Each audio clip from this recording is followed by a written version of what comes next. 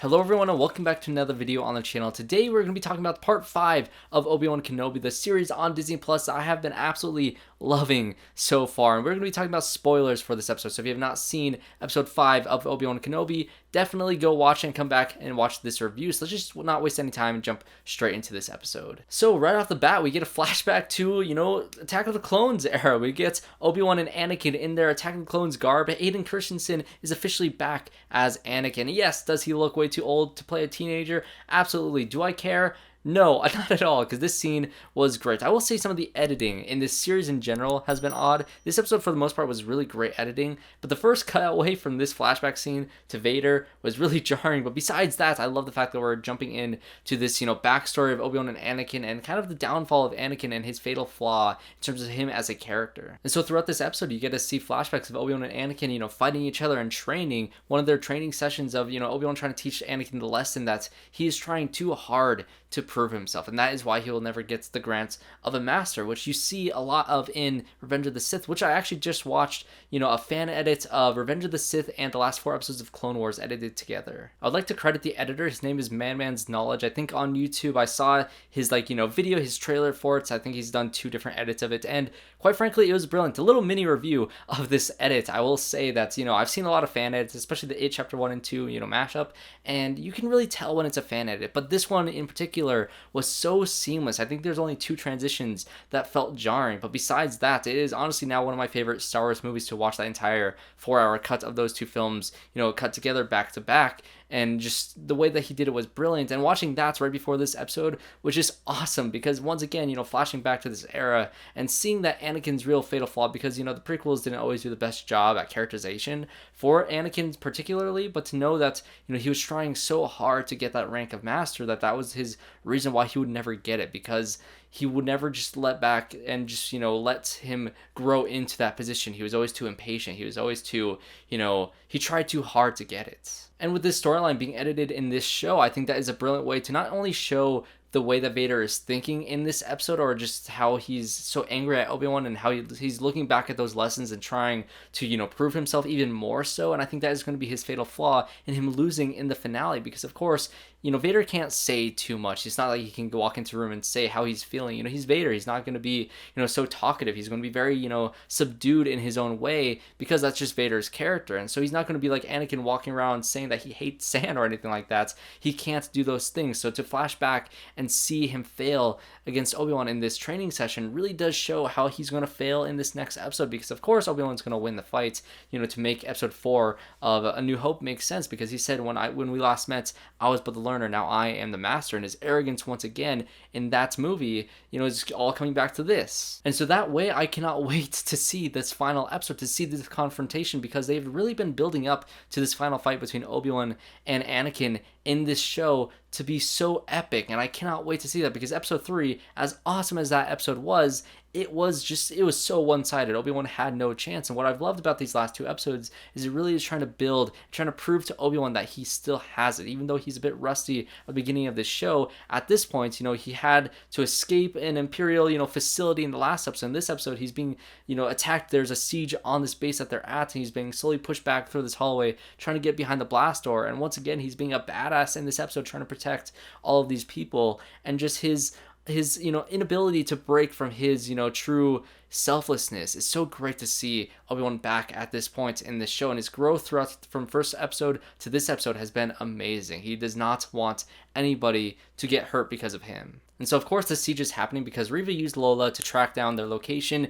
in this episode, and of course they have Lola block them into this facility so they have no escape. Leia's trying to go crawl up into this little thing like Grogu did in Mandalorian and try to, open up these blast doors so they can fly out of there, while Reva has, amassed this great army that's trying to break into this facility. And Obi-Wan has a great moment with Reva where he goes up to try to stall for time to try to talk to Reva. And I said it in my previous video, I was so convinced that they weren't going to turn Reva into a good guy in this show. I will say that I'm half wrong. I'm not going to concede defeats entirely. I'm not going to say that I was completely wrong about her turning good, because I don't think that she's turning good in this show still, because I don't think that she's fully evil, but I also don't think that she's fully good. Her character has been one of my favorites to follow in this show because of her complexity, because, you know, you don't really know where her head is at. She's so impulsive and so just unpredictable. She's a loose cannon, and especially at the end of this episode, you really don't know what she's going to do next. And so throughout this entire episode, you get to learn that yes, indeed, she was one of those younglings in the opening scene of this show, and you get to find out more flashbacks. There's even a content warning in this episode, and I was wondering what it was about, because, you know, they flash back to Order 66 once again, and she describes how she survived Anakin's siege, because Anakin was one who killed all her friends in you know, that opening, that group of kids. She was the only survivor of all of them, and she describes it in a very painfully honest and true and just heartbreaking performance in that sequence, because of course, you know, all the things happening in the United States right now, especially in Uvalde, Texas, and you know, that explanation is horrifyingly true in a lot of real life situations. And so it was just so haunting to hear her say that that content warning was for that moment, and it was a truly heartbreaking, raw and real performance. And I think that Moses Ingram did a phenomenal job in this episode, because not only is she so angry at Anakin for doing that, and that is why she's trying to get close to Anakin so, you know, she can try to kill him later on in this series, but not just that, but she truly does hate Obi-Wan, because she says that Obi-Wan was Anakin's master. He is the one who let this happen. Where was he while all of those kids were being killed in this, you know, in the Jedi Temple? Where was he during all of that? He was complicit in Anakin's turning to the dark side, and complicit to all the pain that has happened to her, to everybody else in the galaxy, and she is right about that. And so that is why I don't think she's going to turn fully good, because she is such a loose cannon. She is so fueled by her anger, not only towards Obi-Wan, but towards Vader especially. And this, of course, leads to some amazing Vader moments in this episode. I loved to see, you know, Obi-Wan, you know, he takes a step back. He says, Vader's not going to stop until he gets me. I'm going to turn myself in to give you guys a little bit more time. And he gives HAJA his lightsaber and his little tracking device, his little communication device, and he goes out the doors completely weaponless, and he says there's other ways to fight Vader without the lightsaber. And I was worried that he was going to be taken up to the ship and they were going to fight somehow without a lightsaber in the finale. But of course that's not going to happen. That was just a ploy to be able to convince Reva to go after Vader in this episode. And so, you know, once he's able to weasel away and Vader is going through this hallway chasing after Obi-Wan before he can escape in the ship takes off. Vader stops it with the Force and just pulls it back down to the ground. Vader is incredible in this episode because he just rips, you know, the walls, the doors off of this ship. He's so dead set on capturing, you know, Obi-Wan in this episode, and the ship, you know, behind that one was the one who actually flew off, and that was a kind of little twist on that moment right there. But how crazy was that Vader moment? And of course Reva walks up, she tries to take out Vader, and this fight was even more so of a, you know, Vader being so one-sided against Reva, even more so than, you know, Vader and Obi-Wan was in episode 3. She had no shot at all. Vader was taunting her. He didn't even pull out his lightsaber for a second in this fight. It was awesome. She even, you know, pulled out all the stuff, pulled out all her tricks, used the double-sided blade, had it spinning around, having all this, you know, flashy style with her fighting, and he just completely plowed through her. At one point he even steals a lightsaber, takes it apart, throws her half of it to taunt her, and having them fight once again. It was just incredible to see. And of course, you know, Vader stabs Reva and leaves her there because, you know, she's going to be left in the gutter like she belonged, like she was on the Jedi Temple all those years ago. And of course you get Rupert Friend coming back as the Grand Inquisitor. Of course he wasn't dead. Everybody who was saying that he was dead and was complaining about canon being broken, well, come on, just you know, be patient. You guys all have the same fatal flaw that Anakin has. You want everything at once. You're impatient. You're not letting the show really grow into that spot of being one of the best Star Wars series out there, and you're just trying to get everything at once. You're too impatient. You're trying so hard to have the show prove itself to you as a fan, even though the show has nothing to prove to you as a fan. That's a little, you know, shame on you to those fans. Of course I'm going to keep on shaming those fans because I hate Star Wars fans, but that's a whole other thing. But I love this conversation that Vader and the Grand Inquisitor have with Reva, that she was just a pawn, not only for Obi-Wan in this episode. You know, Vader even says that it was smart for Obi-Wan to use her against Vader, because that was a smart move for Obi-Wan to do. She was just a pawn in Obi-Wan's, you know, plan in this episode, and she's been a pawn in Vader and the Grand Inquisitor's plan this entire time, because they were using her rage and her recklessness to pull out Obi-Wan. And that's exactly what happened. They were right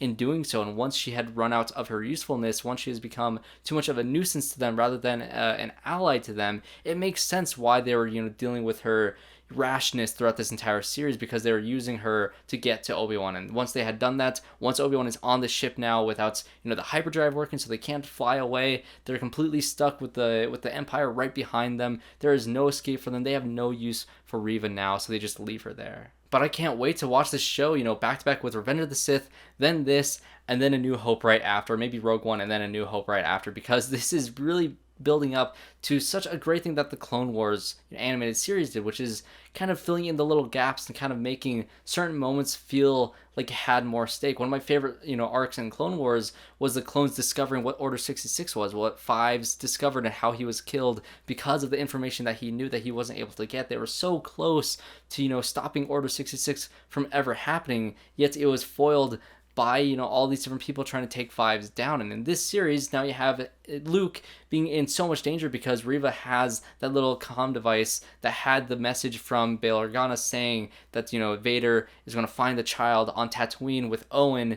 Now Reva's going to go to Tatooine, and I think this is how the last episode is going to go. I think Obi-Wan is going to be captured. He's going to have a duel with Vader somewhere, whether it's on, Vader's ship or it's somewhere else. No matter where it is, they're going to have some sort of duel. He's going to defeat Vader in some way and go back to Tatooine, and once he arrives on Tatooine, Reva's going to be there, probably with a lightsaber, about to kill Luke, and they're going to have one little last battle. I think she's going to die in the show. I still think she's going to die. Maybe they're going to save her for another season, but I can see her going to Luke and trying to use Luke as one last effort to get to Vader, and Obi-Wan's going to stop her from doing that because his sole mission is to protect Luke and to protect Leia, and that's what he's been doing throughout the show. So I still don't think that Reva's going to make it out of this show alive, but I could be wrong. I know they are planning a season 2 for this show, so I think she could be a good sole antagonist for Obi-Wan in the next season, or maybe she's an ally in the next season. Who knows what they're going to do with her character, but I think there's a lot of directions they can go in this final episode, and I'm so excited. And one last shout out in this episode, I want to shout out Tala and Ned B being absolute champions and heroes, and rest in peace to the two of them sacrificing themselves so Obi-Wan could get away in that siege. That was a great sequence, hearing Tala, her reasoning of why she turned against the Empire and why she wanted to fight against them and why it was so impactful for her to sacrifice herself. In terms of all the new characters this show has introduced, Tala and Reva have been really great additions to the Star Wars lore, and she was such a great addition. What a way to go. So that will be my review for part 5 of Obi-Wan Kenobi. What did you guys think about it? Comment down below all of your thoughts and what you think is going to happen in the finale. Definitely subscribe to the channel if you enjoyed this review and want to see more like it. Of course, I'm going to be reviewing Lightyear, and I'll probably do another, 10 movies I missed throughout this year video, talking about Jurassic World, talking about Cha-Cha Real Smooth coming out this week, and a few others. So definitely subscribe to the channel. So thanks everybody for watching. Leave a like if you enjoyed, and I hope to see you all in my next one.